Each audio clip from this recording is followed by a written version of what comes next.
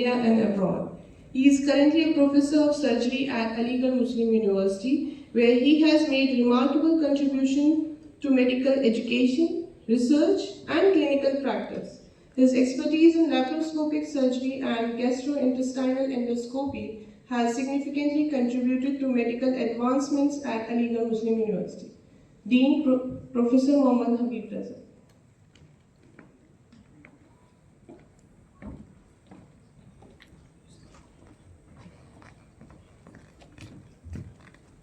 Bismillahirrahmanirrahim. Assalamu alaikum. Good morning, everybody. Honorable Chief Guest, Professor Bushra, patrons, Professor Nisar Ahmed, Professor Nafis Ahmed Khan Sahab, Convener Dr. Muhammad Azhar Aziz, Co-Convener Muhammad Akram Sahab, and Dr. Hifzul Siddiqui. Dignitaries on the dais and off the dais, ladies and gentlemen, students, media persons. I think this is a good opportunity, and I think I'm sitting here for the first time with two other deans discussing the same subject. So I think this is a good day or a big day for this university. The topic or the symposium has been chosen. It has two components. One is defeating cancer through collaboration. I will talk about it for a few minutes because that's so very important. Let's have some statistics. Globally, 2 crore new cases of cancer appear annually. 2 crore लोगों को cancer हर साल होता है दुनिया में, and 97 lakh deaths are reported annually. समझ लीजिए कि 1 करोड़ लोग सिर्फ कैंसर से इस दुनिया से चले जाते हैं. 1 in 5 people will develop cancer in their lifetime. हम लोग जो यहाँ बैठे हैं इनमें से किसी को भी 1 in 5 को कैंसर हो सकता है in their lifetime. And 1 in 9 men and 1 in 12 women die from this disease. 1 से 9 मर्द हैं और 1 से 12 वुमन इसी डिजीज से दुनिया से चले जाते हैं. In India, developing cancer before turning 75 has been calculated to be 10.6%.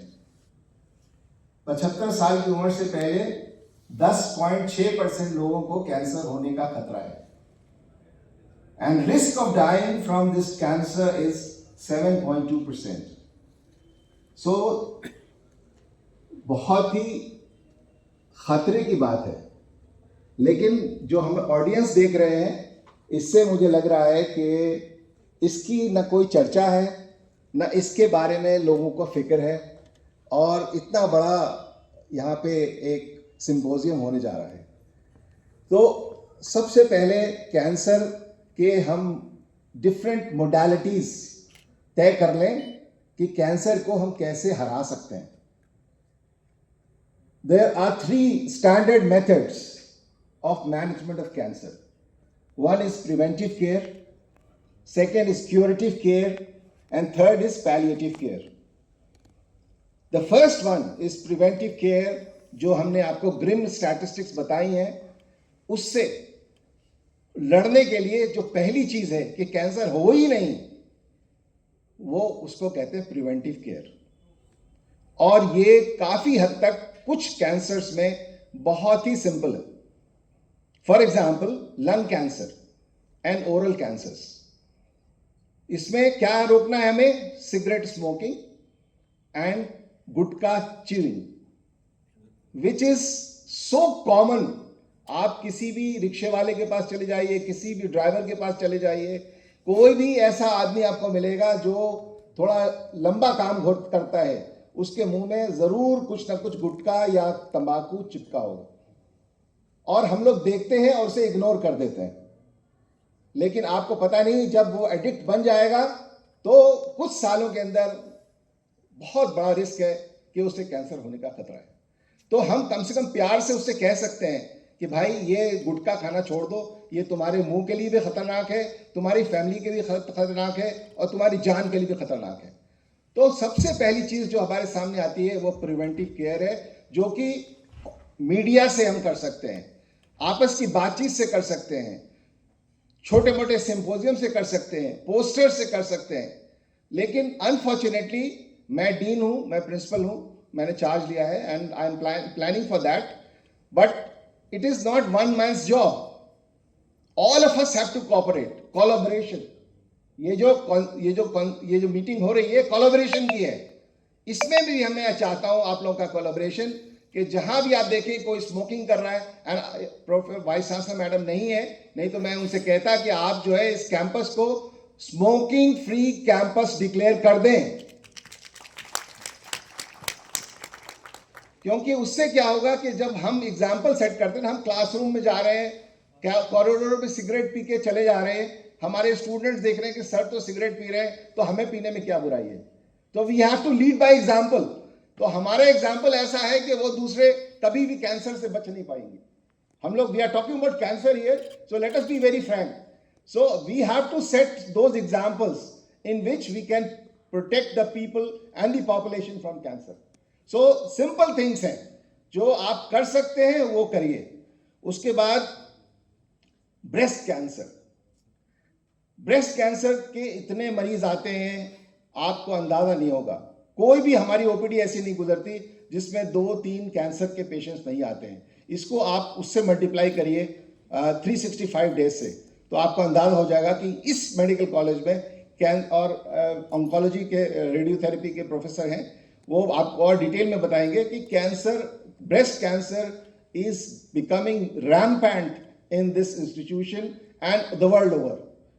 उसके लिए क्या क्या परेशानियां हैं, उसके लिए हमें अवेयरनेस की कमी है।